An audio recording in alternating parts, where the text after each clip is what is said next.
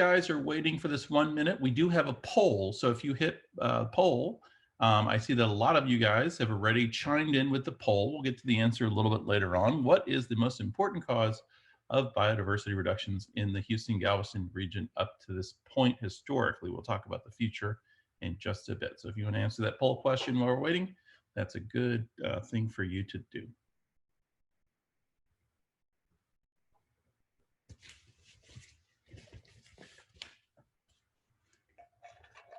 Okay, it is time to go. So first of all, I'd like to say to everyone, thank you for joining us. Very happy 50th Earth Day. We're very excited. As you know, there are many, many challenges environmentally in the world, but there are many successes that we've had over the last 50 years. I will tell you that tonight's story is a little bit of a hero's journey. What I mean by that is that there are lots of challenges, things that we truly value for their own inherent value and for their value to us as well that are at risk, but there is hope at the end of this. We will go through a trough at the beginning. I will just tell you, it's not so pretty, but we'll come out the other side and we're going to talk to you about what your role as citizen scientists could be and the essential role of citizen science at this point. All right. With that being said, I'm going to go ahead and hand it over to Nicole for the Houston Museum of Natural Science. Hi, we're so glad that everybody could be here. If we are having technical difficulties, please be patient with us because I am not great at the technology. And then this is the very first virtual lecture we've ever had via Zoom, I think in general, actually. So welcome. We hope you learned something. We're sorry if things don't go quite right. I would like to say that I have been very excited to work with Jamie. I met him, I don't even know how long ago, several months ago, and he came to talk about doing a lecture for Earth Day, and then he started telling me about iNaturalist, which I did not know about up until that point, and then since then I have become obsessed, and it's almost addictive, and if you don't know about it, you're going to love it by the end of this lecture. So you just collect all the plants in your area. So I'm also excited about tonight's lecture because the museum is working on taking better care of the park and of the city in Houston and of the museum. So this is a good first step to becoming more sustainable as a museum and as a city. So I'm hoping everybody has a good time tonight. And Jaime, are you ready for me to give you a formal introduction about how great you are? Okay, great. And keep it short because this is a long day, but I appreciate it. I mean, it's a long lecture, just, yeah. So Jaime Gonzalez has, he serves as the Houston Urban Conservation Programs Manager for the Nature Conservancy in Texas. He works on a daily basis to make Houston more resilient, more biologically diverse, just a cooler, healthier, and better connected city for the plants and animals in the city, but also the people because we're connected to nature. And he also, as a conservationist and as an educator, he's got a deep tie to Houston because that's home, that's where he's from. So everything he's doing tonight is also, it's bettering the city, but it's also bettering Jaime's home and our home. So tonight, the lecture is pretty exciting. We're going to cover a little bit about what happened last year for the City Nature Challenge, which starts, I don't even know what day of the week it is. It starts Friday. On Friday. Yeah, Friday. Is today Wednesday? Soon. Okay. Yeah. And so it's going to be a little bit about what happened last year, a little bit about how you can participate and what the results of these citizen science interactions have been. So why your participation is important. Did that about cover it? Yeah. Okay. Absolutely. Great. You owe me that $20 later. So thank you very much for that, Nicole. And it's always been a dream for me to lecture at some point during in my career at the Museum of Natural Science, because I grew up going to the Museum of Natural Science. Used to teach Eagle Scouts many years ago at the museum. I know it's a wonderful place, and now that I have a 5-year-old who calls it lovingly the Dinosaur Palace, we go over there. We have spent countless hours at the museum. I love the place. All right, so what we're going to do is we're going to do everything Nicole is talking to you about, but we're also going to set the frame. And this is how we're going to set the frame. We're going to talk about biodiversity in the region and why it's at risk. Because there is a reason that citizen science can be so valuable to us right now with so many changes. But we have to understand what the risk is to biodiversity and therefore what the risk is to us as humans as being part of nature. And so this is kind of the duality of Earth Day. We celebrate the victories, but we also are cognizant of the challenges. So we're going to start off with the challenges, which are, I'm just going to be honest with you, it's not the pretty picture, but we're going to end up with the really hopeful story of the fact that we have a great army here in Houston that's willing to pitch in, do big, giant work to save nature and to make our place a better place. So what I'm going to do is I'm going to go ahead and start sharing my screen. And I'm going to start with a PowerPoint. About midway through, I'll see if there are any questions, and I'm asking Nicole and our co-host to kind of cull the best questions from the chat. Let me take a look at the polling and see what that revealed about what people believe has most impacted, from a negative standpoint, our biodiversity in the region. So it looks like habitat loss is the huge winner there, according to our poll. And then kind of cities are a little bit higher than invasive species, and then agriculture. We'll talk about another factor that's really playing havoc on biodiversity a little bit later on. And we'll also talk about these other things. So let's get right into it. I'm going to close that, and I'm going to start sharing my screen. Here's the thing. I want to reserve at the end of this program, I'll talk about this. We have wonderful experts with us today, and we're going to go into 4 breakout rooms. And many of you provided your preferences for the breakout room. Thank you very much for that. If you did not do that, we're going to place you into one of the rooms randomly. But here's the great thing: we have such amazing experts, you can't go wrong. So we're going to go ahead and start this lecture. We're going to sort people behind the scenes. Helping us tonight is Claros Marian, who is with the Nature Conservancy. He's our IT guru, czar, and he is just amazing. And Nicole will be helping him. And we have our breakout leaders as well. So we're going to go ahead and share screen, and we are going to start. So I'm going to get up here.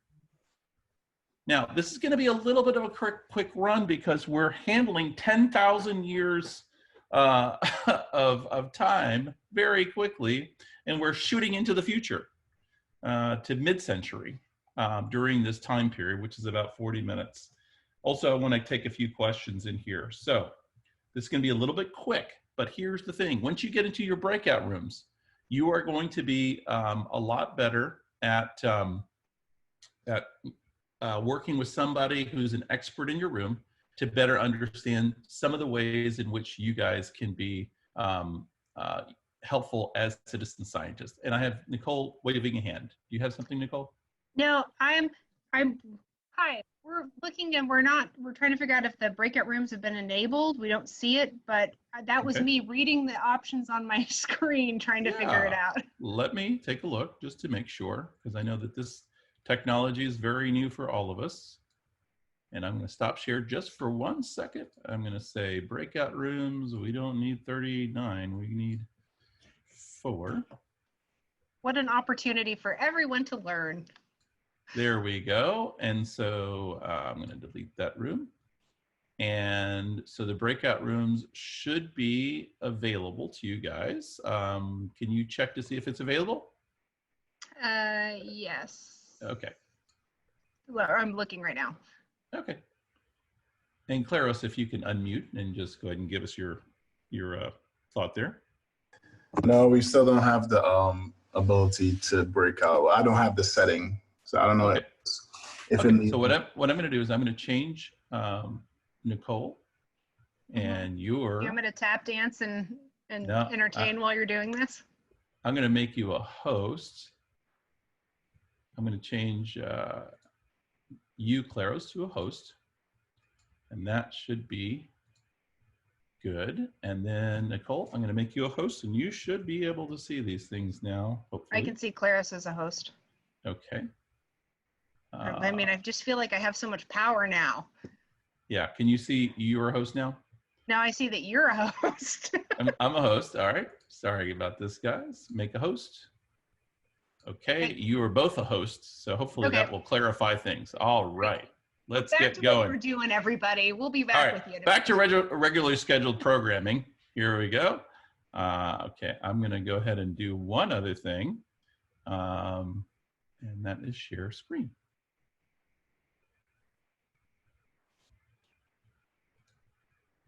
Okay.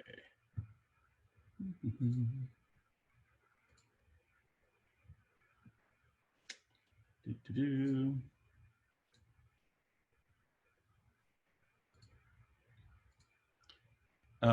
Somehow, hey, Claros, can you do me a favor? I know that this is a little bit troubling. Can you make me a host if I'm not a host? Somehow that made me not a host. So if you could just make me a host and then we can get started.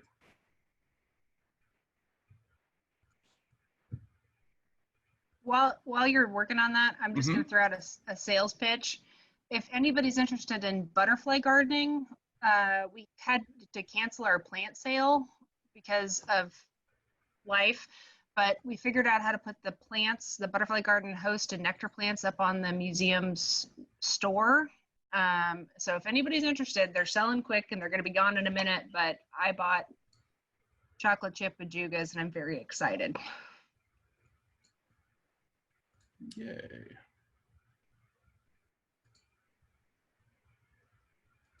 Okay, Claros, could you do me a favor and spotlight me if you can? I'm going to spotlight video me. Okay. And okay, guys, this is very exciting. Okay, only the host. And am I a host at this point, Claros?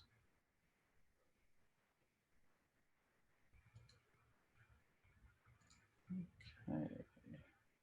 I like the chats. Gonna take more than that to unnerve me.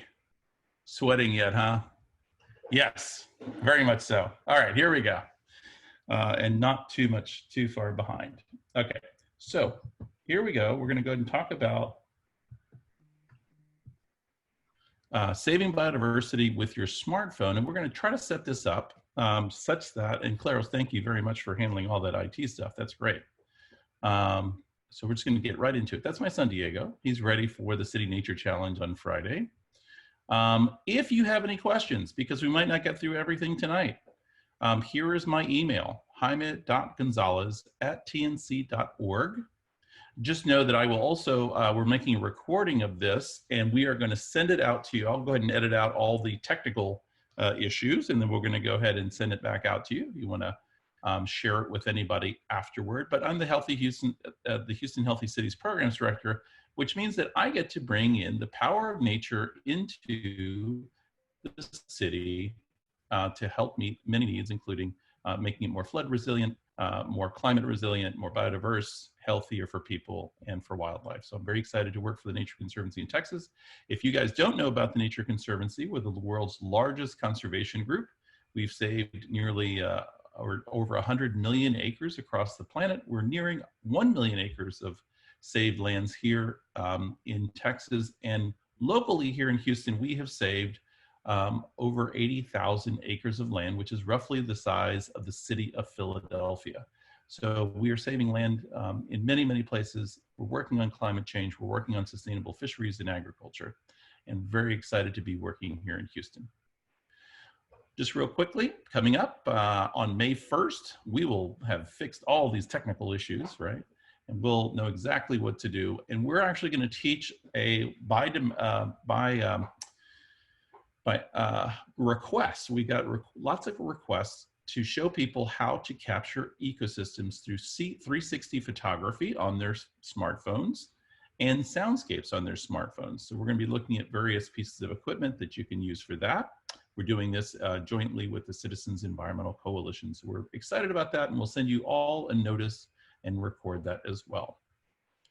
So the big story here, if you leave with nothing else tonight, is that the City Nature Challenge 2020 is coming up. This is a citizen science, typically competition between global cities. Last year we had 159 cities.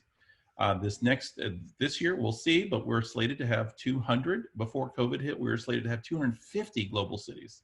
Well, long story short, this is a time between April 24th and 27th to go out as citizen scientists using the iNaturalist app. We'll talk about this later, to go out and record and observe, and record species around you in your neighborhood, in a local park.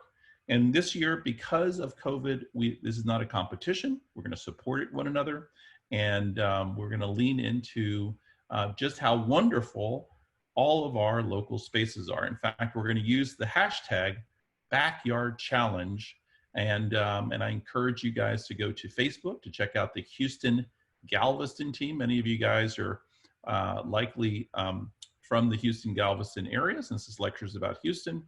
And so if you go to Facebook and just type in Houston Galveston City Nature Challenge team, you will join an amazing, amazing group of superheroes that are trying to save wildlife and native plants in the region, and trying to do it through collecting data in this case. All right. So here's one other point that I'm going to leave you guys with tonight. So on our team, if you want to join an amazing team, this is a little bit like the Avengers, or maybe the E-Vengers, as I sometimes call them. This is the team of folks and organizations that have said, we're going to participate in City Nature Challenge here locally. And I actually had more logos, but they were falling off of the screen, so I can't even show them to you. We have great state leadership through Texas Parks and Wildlife, specifically through the Nature Trackers program. But look at all these logos, and there are many more. And then there are just regular folks who are by themselves with their quarantine. So one thing that we're asking people to do is don't go out and make a bio blitz or a bunch of people that you're not in quarantine with. Do not do that. Follow all the safety guidelines, the local, state, and federal guidelines. And so if you're going to go out and participate in City Nature Challenge, just go out with the people that you're sharing your time with right now. But you can virtually join shoulder to shoulder with all of these fantastic groups. And these groups are some of this is the green line that is protecting so much biodiversity. So my great admiration and kudos to all of these groups. Later on, you're going to be able to meet some of the most amazing experts in the region, and they are going to help you better understand certain content areas. So tonight we have Dr. Cassidy Johnson, who is a professor at Houston Community College and Rice University. She is really amazing at engaging students with science, citizen science, ecology. So if you picked A, you'll be with Cassidy. In room B, we have Dr. Richard Gibbons, who is the conservation director for Houston Audubon. And I saw several pictures, but I thought this was probably the most appropriate. This man is always learning, always checklisting. He is a bird genius, and so he's going to be in room B. Room C, we're going to have Sasha Francis, who is the community engagement coordinator for a wonderful group, Land Trust, called the Galveston Bay Foundation. They're doing so much essential work down in the Bay, and she is expert at engaging communities around volunteering, education, and other citizen-led efforts to save Galveston Bay and local ecosystems. And then in D, you can join me if you want to learn more about what's happening with urban ecology and how City Nature Challenge and citizen science links up with that. All right. So first thing we're going to talk about is our biodiversity and why it matters. A lot of times folks believe that saving species for their own sake is something that they want to do. And there is a certain population of, and I imagine that many of you are amongst that group that believes that species should be saved for their own value. That's a value that you hold, or an ethic, or sometimes even a spiritual value. But there are other practical reasons why we should be saving biodiversity. So let's go ahead and get into that. So one of the things that recently came out was a report that by mid-century we could possibly lose 1 million species.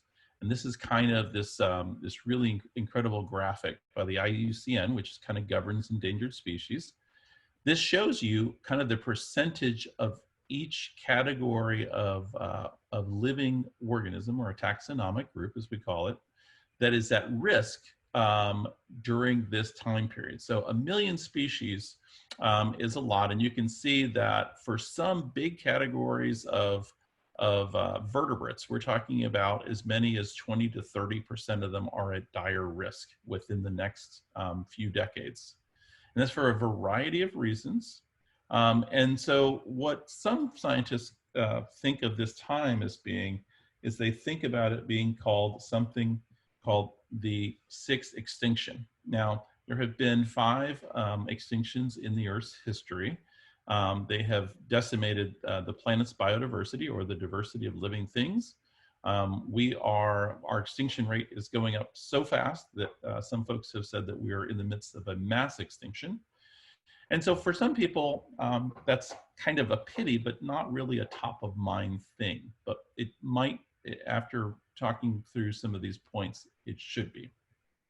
So first of all, biodiversity matters for a lot of reasons. So first of all, we depend materially, food-wise, and in many other ways on biodiversity. If you take a look at these simple graphics, it kind of paints the story. So we use about 7,000 species for food.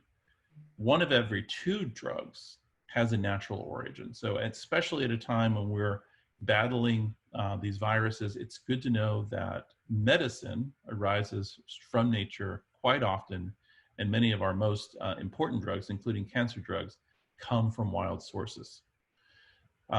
If you look at 1.6 billion people in the world rely on things like forests and other natural resources just to make it day to day and to survive. And that number, when you start kind of spidering it out, goes up.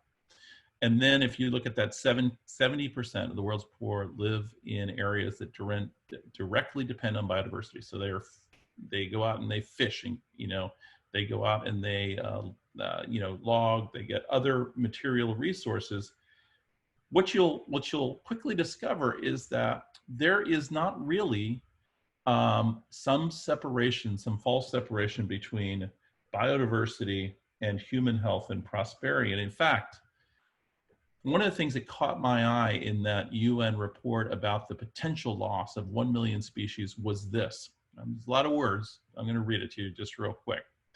Basically, in 2015, the UN came up with what are called the UN Sustainable Development Goals. They're 44 goals that basically code for human health and well-being.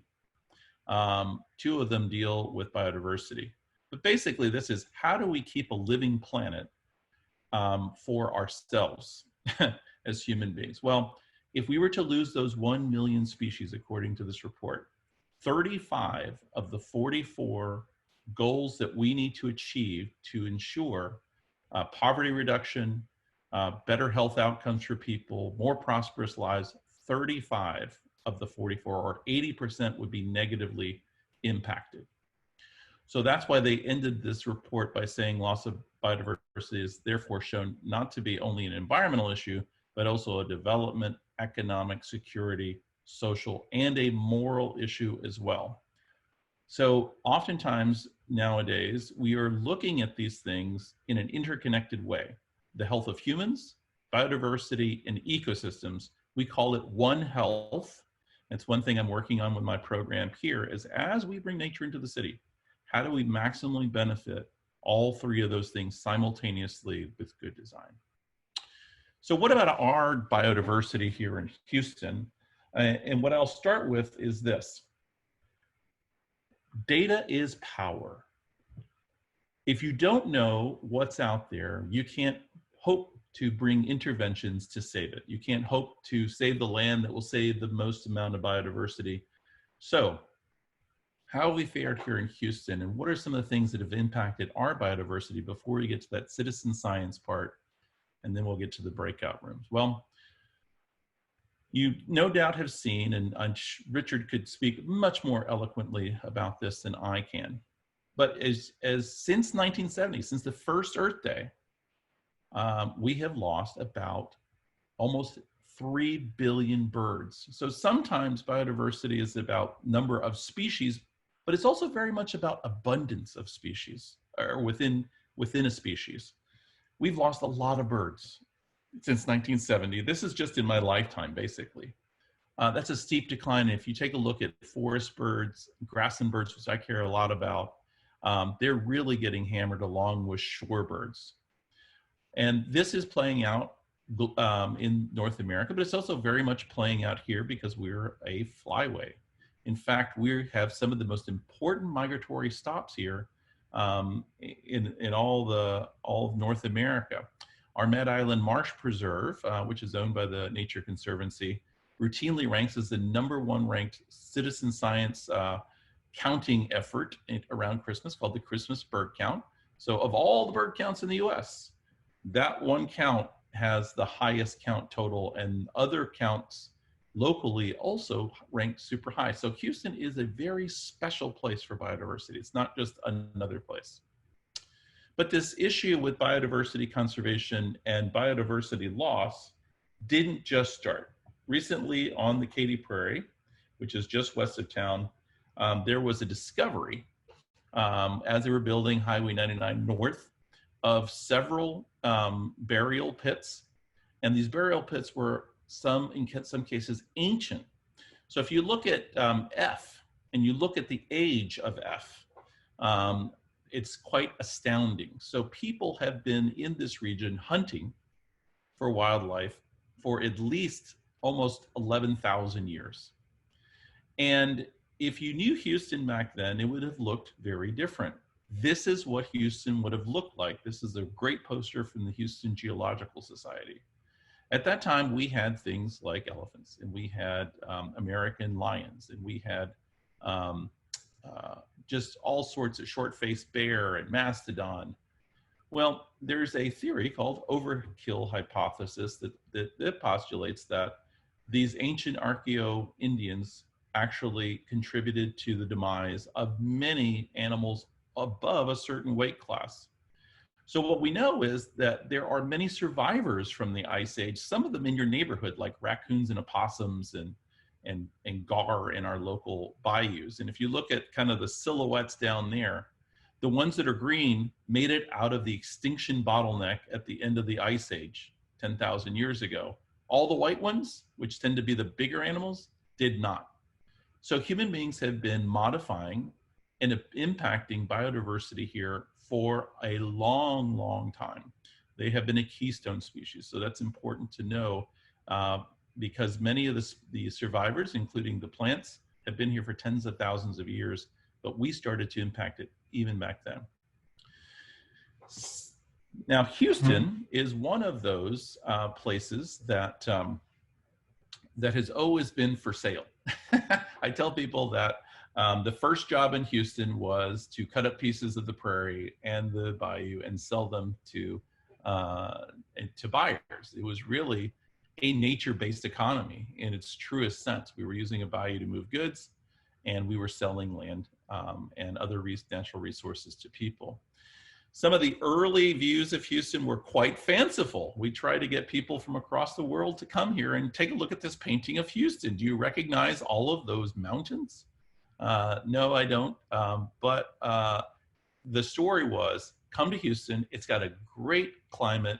It's got great soils. You can grow a lot of stuff, and you can make a fortune off of nature because it was seen as virgin land. If you took a look back then, this is what Houston would have looked like. All of the different shades are different ecosystems that would have been here. And this is from Houston Wilderness, which is a local conservation group. All the tans were prairie systems. So most of Houston was a coastal prairie, which is now a critically imperiled ecosystem because we've used it. Up north, we would have had the extension of the East Texas forests. Down near the coast, we would have had marshes. This was a howling wilderness. And if you look at the quotes from early naturalists that came through here, they will paint a picture of megafauna and very charismatic plants and animals and landscapes where you could get lost, where you could encounter a bear or cougar or other things. And so from that time of settlement from Europeans and Americans in Harris County, that was from the 1820s, we have started to transform the land. This is another way of looking at our region. This was what I tell people is before there was oil, there was soil. And so this shows you exactly where people are growing and moving commodities in nature.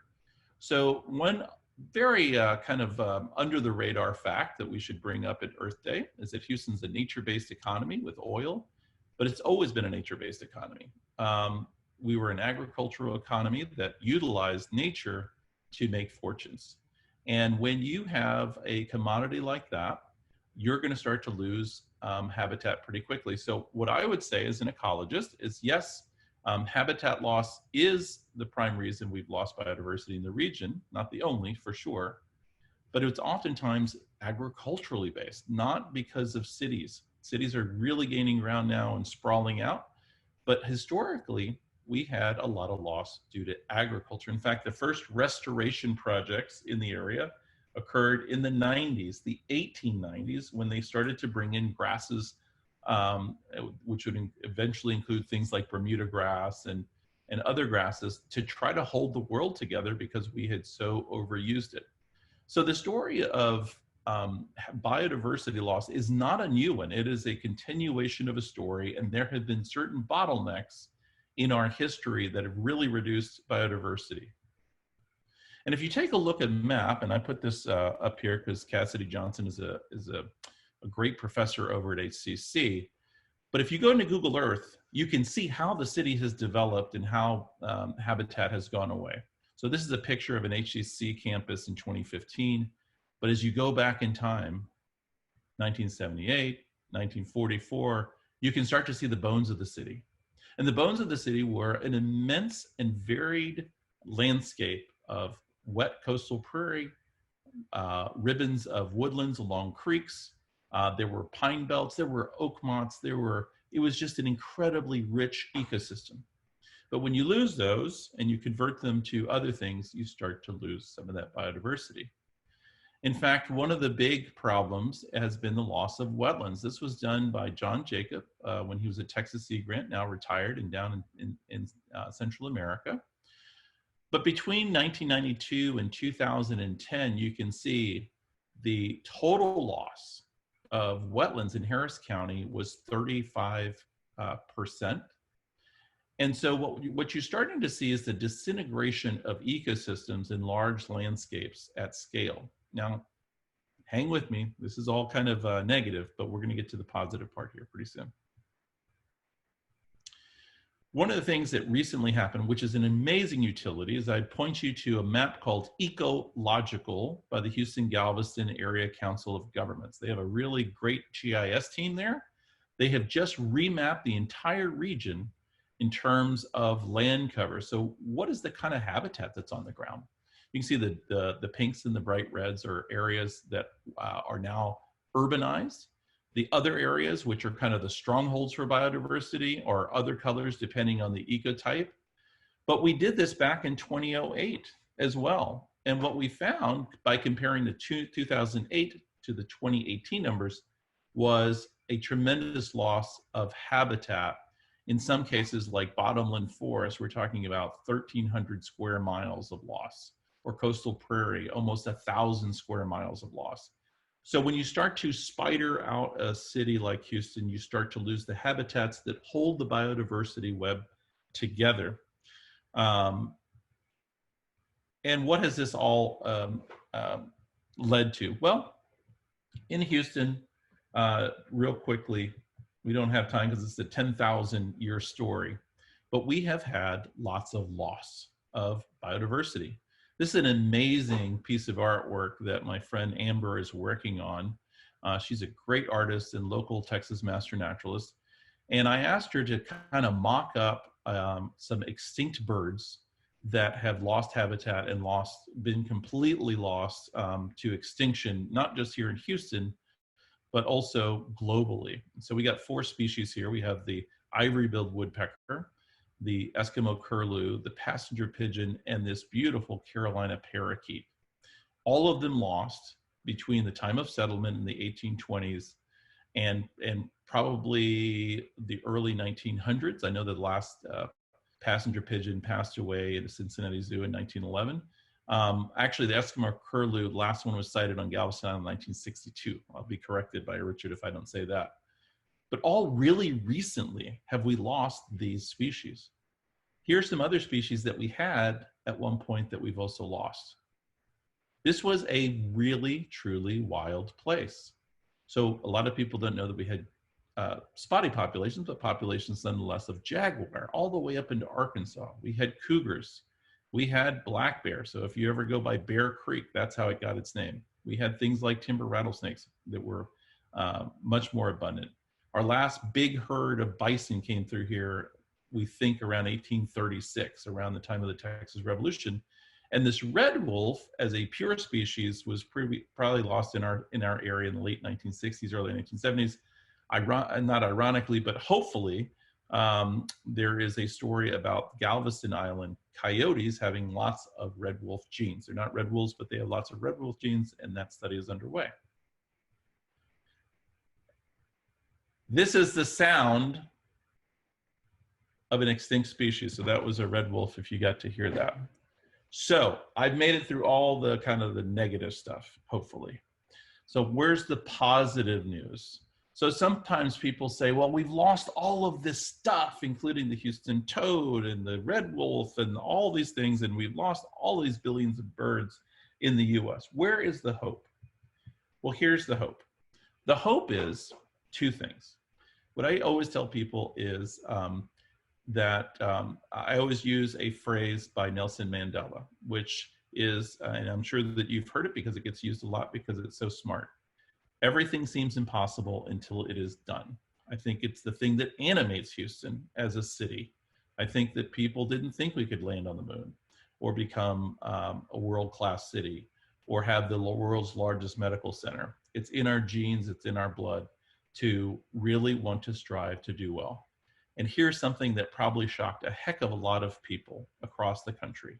Last year during the City Nature Challenge, we placed first in the US and third in the entire world for the number of species counted and observed and identified during that period. That is astonishing. But to the biologists in this area, it was not at all surprising. We have a great mixture of habitats, but we're also gigantic. Taken all together, the greater Houston area, and I'm talking about not just the city of Houston, but the Houston-Galveston region, the metro area, which covers 10,000 square miles, is bigger than our smallest US states. I think 6 of our states are smaller than that. So we have an immense country-sized, state-sized area with lots of habitats. And what that codes for is lots of biodiversity. So you, if you join the City Nature Challenge, you're joining this team, a winning team, a team that has documented and shown that we have so much left to save here, and we all should work together to do that. That's why I say that Houston-Galveston has major league biodiversity, because we are a shining star in terms of biodiversity. In fact, last June, I went to a surprising conference. I was invited to go up with my friend and colleague, Dr. Kyle Shelton from the Kinder Institute over at Rice, to something called the Hotspot Cities Conference. And basically the Hotspot Cities Conference at the University of Pennsylvania was 30 cities that are sprawling but have exceptional biodiversity to be saved. And look how many cities are in the US. 2, Los Angeles, which has immense biodiversity, and Houston. And at that meeting, we were crowned the capital of the North Atlantic Coastal Plain Hotspot. A hotspot is defined as a place of world-class, exceptional biodiversity. A lot of people don't think of us as being like this diversity hotspot, but I'll tell you this, when you're the #1 metro area for ethnic diversity, and you come in first place biologically in the country for biodiversity, hey, we're cooking with oil, folks. We're doing real good, but it's at risk, right? So this is where citizen scientists are gonna have to come in so that we can remain a world-class place for biodiversity. Unfortunately, we also have to do this at a time of climate change. So one of the folks that are on this call is somebody that I respect very highly, Dr. Jorge Brenner with the Nature Conservancy. He's a marine scientist who is studying fishery stocks in the Gulf and also migratory species, including sharks. Well, one of the things that we're seeing right now from climate change is it's really, really having an impact on some local wildlife, including flounder. So if the water temperature in the Gulf, Dr. Brenner tells me, goes up just by 2 degrees over a certain amount of time, it basically really inhibits the flounder from reproducing. So what we're seeing is we're seeing declines in some fish stocks already in the Gulf because the Gulf waters are getting warmer. Same thing is happening on land with northern bobwhite quail, a very favored game species. We still have some populations here that are very strong, particularly on the Katy Prairie, down in the Columbia bottomlands, places like that. But their eggs can only take so much temperature change increase before they start to decline as well. So our job as citizen scientists and paid scientists is to work in a world of disruptions, population growth. Right now, we're about 7 million in the metro area. We're slated to go to about 12 million in the near future. So we're going to fit all those people and retain all the biodiversity. It's a real strong question. So let's get to citizen science. And before we do that, I'm going to go ahead and ask our co-hosts to unmute themselves and ask 3 good questions. And maybe we'll give Nicole and Claros an opportunity to unmute if they're muted and just ask 3 questions before we head on to this last piece. I know that was a quick run. And I'll take a look at the chat too.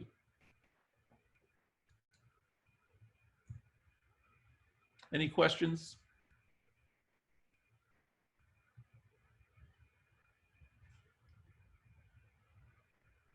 Oh, I think I maybe spotlighted myself. Okay, now Nicole and Claros, you can ask away if you have any questions in the chat.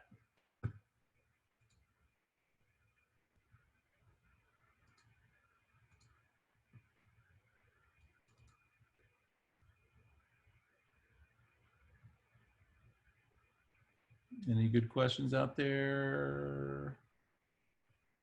I'm looking through the chat right now.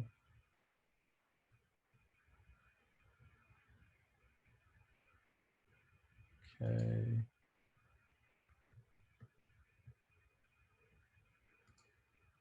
All right, I'm gonna get to Nicole, make sure that she's unmuted. Nicole, There we go. You're unmuted. Yay! Um, I'm gonna make sure you're unmuted as well. Hi. All right. So I had one question that somebody asked, and I was trying to research the answer just in case. When you had the slide about the shorebirds, a couple people noted that it was weird that there was an upward spike in 1985 in particular on the populations. I researched some lies just in case you don't know the answer, but do you have a possible suggestion for what that might have been? My possible suggestion is that I am going to unmute Richard Gibbons to answer that question. Richard, give us some authority here. My authority is, you know, it's hard to find a one-handed scientist. You know, on the one hand, it could be, I don't know the answer. That's my response. But I am surprised at that in 1985. So perhaps there was a large environmental, you know, I would first want to know what the data is driving that particular graph. And so if those are developed by breeding bird surveys and Christmas bird counts, which I'm assuming they are, I'm trying to think back in 1985. Those were really good years. That's like early Van Halen. You know, I don't remember anything really crazy happening in the world in 1985 that could have caused that. I mean, so I don't know. It's I'm really looking forward to the answer from somebody that really looked it up. Okay. Well, all right. Honest answer. That's good Yeah. science. Don't make stuff up.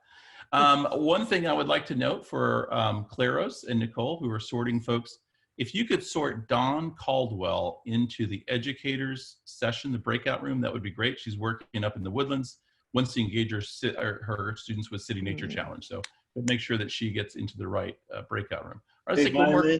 Yes. Let me interject right there.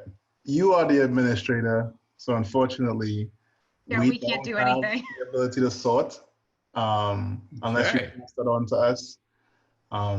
All right, I'm going But to. in the meantime, I do have a question from someone in the chat, and it comes from Dawn Caldwell, and she said she's a teacher in the Woodlands, and she's wondering how can she engage her students in the city NFA. Okay, so here's what we're going to do. We're going to learn on the fly here. I have tried to make. Also putting information in the chat for her. Yes. So there is, if you go to citynaturechallenge.org, there is an education toolkit right on the home screen. But there's also, Dr. Cassidy Johnson can help you with that as well. And you can always email me at jaime.gonzalez@tnc.org. So I'm going to go ahead and I'm going to restart this. Now, here's the thing. Yes, let's go ahead and solve this breakout room question right now. Conundrum. If I make you a host, Claros, I'm going to go ahead and change you to the host. I'm going to see if I can share screen still. Okay, now I have the ability to create the breakout rooms. Okay, can you give me the opportunity to share my screen so I can continue with my presentation while you sort people? And I put the link for the educator toolkit in there just before 7:17. Great. Would you like some additional questions while we're sorting out this? Sure. This Right, exciting more questions. level? Jaime, you have the ability now. Great, thank you. So there was another question. Is there any large-scale efforts to get rid of seriously invasive plants like popcorn trees or rain trees along the bayous? And I know that Chinese tallow is also an issue. Yes, so there are a number of groups battling invasive species. It's an extremely large undertaking, but basically every conservation group on this call is doing that. So just know that we're doing that. All right, I'm going to go ahead and share screen again, show you some stuff before we hope to get to the breakout room. Now, here's the thing, guys. We tested this repeatedly before we started this thing, and Zoom is kind of funny. So we may end up in randomly assigned breakout rooms, and I'm going to see if Claros can maybe help us out, but we'll get to that in about 10 minutes. So let me go ahead and share my screen, and let's go ahead and mute everybody. Claros, if you can mute everybody except me. I think it might just be better to do randomly assigned breakout rooms because of the amount of participants, and then some people called in, so I don't know their names, etc. So it might just be easier to have a random. So this is like a really great opportunity for you to live wild. You're just you're gonna find out what you're gonna find out, and it's gonna be exciting. All right, so let me go ahead and finish up with citizen science here. All right. So what are we gonna have to do to save biodiversity in the region? Well, what we need is kind of a conservation moonshot. We really have limited time to save the last best places in the region. So some groups like Galveston Bay Foundation and the Nature Conservancy are rebuilding oyster reefs and oyster reef habitat. Some groups like the Houston Parks Board are creating the nation's largest trail system called Bayou Greenways 2020 and doing lots of habitat restoration along these corridors with partners like Houston Parks and Rec, with assistance from the bird-friendly communities at Houston Audubon and other folks. Some groups like Memorial Park Conservancy and Houston Parks Board and TNC and others are looking at corridors in the city, like this power line corridor, which is in the middle of Memorial Park called the 370th Prairie. If you can believe it, this was just bare dirt in December of 2018. And we're we're looking at these corridors. Lots of places to put habitat back. And then also, obviously, groups like Houston Audubon and Galveston Bay Foundation, Bayou Lane Conservancy, and TNC and other groups are also still acquiring land permanently, which is very, very important. But what about the people part? Like, what can you guys do? Well, there's lots of things you can do. You can battle invasive species. We had that question. You can do other volunteer-based work. One of the best things you can do is you can be a force multiplier for the people who go to work and do this every day. And here's why. The truth of the matter is, even though we're as big as a country, the numbers of people who actually get paid to restore habitat, to monitor habitat, to take care of biodiversity is excruciatingly small if you compare it with the population. So I would say that we absolutely, positively, 100% need your help, no matter how old you are, to save these last great places. And one of the best things we can do is to gain knowledge. So I'm going to run through that pretty quickly, and then we're going to break into our random breakout rooms. So I'm kind of a big fan of this. We play in our front yard in prairies all the time, and we monitor with iNaturalist everything that's popping up. And I'm such an iNaturalist fanatic, the app, that this is my license plate. And it's because before we had iNaturalist, we didn't have a place to crowdsource observations for all taxonomic groups. Now, there is a website that Richard will talk about in his breakout group called eBird, which is an amazing website that's run by Cornell. And it's really fantastic for monitoring and observing and cataloging bird life. But for all taxonomic groups, iNaturalist has really kind of set the standard. There's also programs that you can join with our partners at Texas Parks and Wildlife through their Nature Trackers program. And they have lots of programs. I actually started off as someone that used to train people to go out and monitor frogs and toads for something called Texas Amphibian Watch. And Dr. Cassidy Johnson, who's on this call, also has been very, very involved in amphibian conservation. It's a lot of fun, citizen science. You learn lots of skills, and you can really help monitor in a way that extends our reach as conservation groups. I'm going to go past this real quick to just quickly point out a couple of other citizen science projects before we get to the heart of the matter. So Monarch Watch. If you guys have ever seen or heard about this program, basically it's a citizen science project where you are tagging with special tags from the University of Kansas monarchs. And what scientists use these for is to figure out migration routes, to do counts, and to see, to measure population numbers. So when you see these monarch population numbers on the news and their distribution, and they're trying to figure out where to put habitat, well, we didn't really know all of that stuff until citizen scientists started doing some tagging, and we started to benefit from that. So monarch tagging is a really great thing, particularly in the fall. Here's one of my new favorites, and this is a little bit pricey, but it's like 150 bucks. So I just recently got an echo meter for bats. And what this is it's something that attaches to your iPhone. And I'm going to just show you just a quick demonstration here that I filmed earlier today. Basically, you hit the echo meter, you start it, and it starts listening for ultrasonic frequencies. And what you'll see here in just a second is it starts to pick up these funny looking lines. And what these funny looking lines are ultrasonic sounds that are being made by a northern yellow bat. And here in a second, when I hit record, what this app does, it does two things. One is it gives me an identification of the bat species, but it also pins it on a map. So I can go back and add that observation in iNaturalist. It's kind of an amazing thing. I mentioned eBird, and this is kind of the world-class bird observation platform. You can create hotspots and you can do all sorts of things in this. So you go out and count birds and use eBird. And then there's iNaturalist, which is what we're talking about today, because you need iNaturalist to do the City Nature Challenge.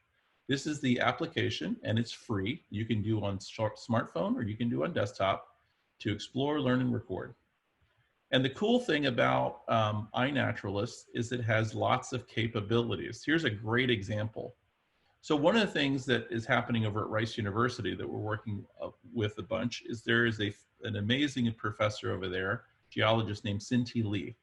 And he has started to catalog the life on Rice University's campus. Look at that. Over 1,000 species on that campus. The more you look around, the more you will find. And so what we're going to do, guys, because we don't want to keep you here all night, is I have a whole ream of training materials around City Nature Challenge and iNaturalist. Just know that you're going to get an email tomorrow with all these resources. Let me hit some of the highlights, though. The City Nature Challenge starts this Friday, and it goes from the 24th until next Monday for the counting period. Then from April 28th through May 3rd, we will clean up the observations. So you'll have hundreds of observers who know something about biodiversity, and they're going to clean up all of those observations. And we did super well in Texas, as you can see below there. But this is what we want you to be aware of for this very important citizen science count. And then I would also suggest, if you really want to learn birds, go on the Christmas bird counts, which happen around Christmas time and into the new year. That's a great way to learn birds. But for this count, what we want you to do is we want you to be COVID safe. So we're asking you guys to kind of stick close to home and definitely 100% pay attention to all local, state, and federal guidelines for health and social distancing. But here's the thing, around your house are some pretty amazing things. So I'm just gonna break out of here before we go to the breakout rooms, and I'm gonna just tool around iNaturalist real quick. So I'm gonna go ahead and stop share screen, and I'm gonna go ahead and share screen again, but this time I'm gonna go over here, and I am gonna go here. So first of all, one of the questions that we get is, for the City Nature Challenge, what is Houston, and what does that even mean?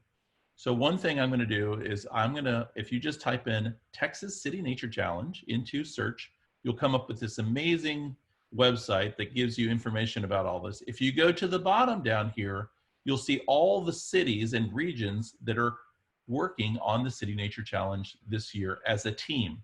I'm going to click on the Houston Galveston team. And it used to be called the Houston team, and I said, no, you don't understand, man. We have to have Galveston in there. They're very, very important for this whole thing and for the region. So what you'll see down here is you have, in the journal, you have good pieces of information. You have a countdown timer, but you also have this map. And this map shows you exactly where you can count. And here's a very important thing. If you're using the iNaturalist app, anytime during that period, the 24th to the 27th of April, any observation you made will get immediately sucked up into the City Nature Challenge. You don't have to join a project. You don't have to do anything special. Make an observation and it will count. So what they're going to count are things that are well identified, and that's why we had that counting period after. But let me show you a couple of other things before we break into the breakout rooms. Real quickly, one thing you can do, and I'll send this link tomorrow with the information email, is you can make a neighborhood project. So I made one for my neighborhood. It's called Knollwood Village. It's by the Astrodome. It's called Knollwood Village Live. And so I have made an instructional video on how to make one of these, but basically what it does, it allows you to put boundaries on a place. This is my little neighborhood. And it shows me exactly what has been identified for that specific place. So if you're a teacher, you can make one for your school campus. If you're at a university, you can make one for your university campus. If your church is motivated to do it, you can do that. And you can make this as big or as small as you want. So I have it set so that if anybody makes any observations within Knollwood Village, it pops up. And obviously I'm number one right now, but I'm hoping that somebody really, really destroys me as far as the count. And you can start to make a checklist for where you live. Now, I have taken this a step further. And under my projects, I actually created Let's see here. Let me move this out of the way. I actually created a project for my house, which I jokingly refer to as the Gonzales Butterwick International Toad Reserve. It's just a regular old lot in the neighborhood. But I have about 124 species that I have identified. And yesterday, I was so excited. I picked up a rose-breasted grosbeak, which is a very beautiful bird, in my yard. It's the first time I've seen it. So you can make iNaturalist as big or as small as you want. And what I want you to think about is, yes, City Nature Challenge is fun, it's great, but also just think about the fact that you can use this all year round. All right, let me go ahead and take one more look here and show you two more things. One is location. So let's say that you're interested in Harris County. You can always just check to see what observations have been done in a place. So I'm going to go ahead and click on here, and I'm going to get out of here and actually go back over to iNaturalist. I'm just going to click Explore, and I'm interested in Harris County, Texas. Boom. 207,000 observations, 6,300 species, and you can do this for any city or county in Texas. Some counties have a lot of observations, some don't. But let's say that you are really interested in bull sharks. Well, this is going to excite Jorge. I'm just going to click bull sharks. And I'm not going to be Harris County. I'm just going to say bull sharks. And I'm going to go ahead and get down here. So these are some of the observations of bull sharks that have been made along the coast. iNaturalist is super powerful. All right. So in short, we have biodiversity issues. They're really super important for health and human health and well-being and economic prosperity. You guys are the front lines to help us count some of the species in this area during City Nature Challenge and beyond citizen science counts. So now what we're going to do with our remaining time is we're going to break out into our breakout rooms. So I'll ask Claros to go ahead and pop us out. But before we do, we have Nicole, who's got her hand up. I feel like a fifth grade teacher sometimes. I was trying not to interrupt. We had a couple more questions. Are you interested in those? Okay. So one of them was, will previous pictures that you have taken using iNaturalist automatically just become part of the challenge? No. So it is species that are counted during that window of time, just like a Christmas bird count, because otherwise the data would not be super useful for that count. But here's one thing I do want to mention about the quality of the observations. If you guys are going to be scientists, citizen scientists, get really great observations. And so what we do is we ask you to do several things to do that. And I have a video that's going to be in the link for the resources. One is fill the entire frame with the species if you can. Don't take a picture of a pine tree like 200 miles away because it's going to show up really small. If it's a plant, especially, get the whole thing in the frame. Number two, take several pictures from different angles to make it easier for identifiers, including the AI in the computer or the human identifiers, to identify them. And for the purposes of the City Nature Challenge, we really, really want you to focus on indigenous or native species. Now, you can count other things, you know, like agave and aloe and things like that, but focus on native if you can. If you get, let me go ahead and go to my observations just real quick, and then we'll move on. What I will show you is if you get confirmation of an identification, it goes up to research grade. And when it gets up to research grade, scientists can use this to study habitat patterns and wildlife patterns. These other ones have not been identified. As you can see, the metallic flea beetle and the eastern gray squirrel, these have not been identified to research grade. So if a scientist is pulling data out of here, they're not going to, he or she, or they're not going to pull out the ones that are not research grade. The way to get them to research grade is to take really great pictures from different angles and fill that frame, and then do your best to identify and get identifiers to help you identify. So that's a good question. Let me take one more so we can get to our breakout rooms. So somebody asked, can the conservation groups help private citizens get rid of invasive species or help them identify invasive species? Well, the thing is, I think here's one of the most powerful things about iNaturalist. Take pictures of what you got, load them up into iNaturalist, and if the computer, the AI program that is really great now because we have big data, if it can't identify what you're looking at, it's very likely that the iNaturalist community can identify it for you. So if you live on a yard, or if you have a school campus or a church and you don't know anything growing there, boy, this is a great way of getting free scientific help. Yeah. And in fact, sometimes when I work with schools, I don't even visit the campus because I'm too busy. But what they'll do is they'll load things up to iNaturalist in a project, and I'll just go through and see what their identifications are. And the last one was, there were lots of questions about those butterflies. Do they harm them? Do the tags hurt? And I was just going to add that in September, on the September 15th, we're actually doing a paired citizen science lecture at the museum, specifically talking about monarch watch. Great. So if you want to know about how great monarch butterflies are, come to that. Yes, go to the museum, get trained up in monarch watch. I think it's a great idea. The tags should not hurt them if you're applying them well. And it's actually very helpful from both an engagement standpoint and a scientific standpoint. All right, Claros, mission control. I'm going to ask you to put us into the groups. Now, because of our timing, we are just going to do this. We're not going to come back here.